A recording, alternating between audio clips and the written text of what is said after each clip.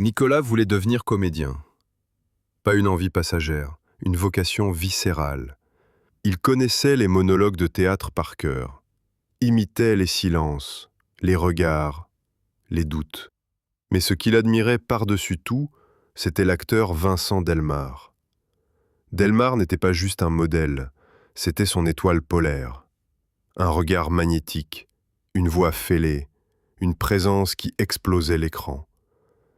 Il avait joué dans Le Pacte du néant, Vie parallèle, L'écorché, des chefs-d'œuvre.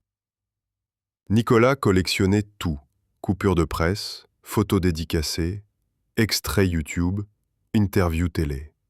Il se coiffait comme lui, parlait comme lui. Et parfois, en audition, il se surprenait à répondre aux questions comme si c'était lui. Mais à chaque fois qu'il mentionnait Vincent Delmar à quelqu'un, on lui répondait la même chose. Qui ? Jamais entendu parler. Tu veux dire Lambert Delmar ? Non, je te jure, ça n'existe pas.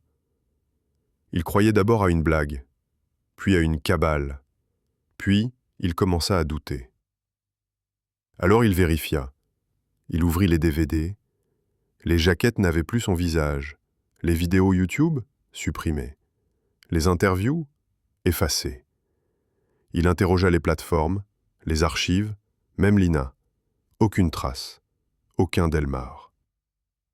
Mais lui, il le voyait encore, au coin d'un abribus, dans un film, au fond d'un rêve, à la télé, flouté dans un plan, juste avant qu'il ne cligne des yeux.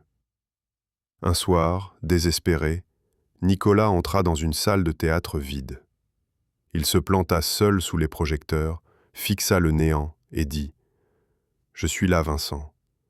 Dis-moi que je ne suis pas fou. » Et une voix, douce, grave, presque familière, répondit « Tu ne l'es pas.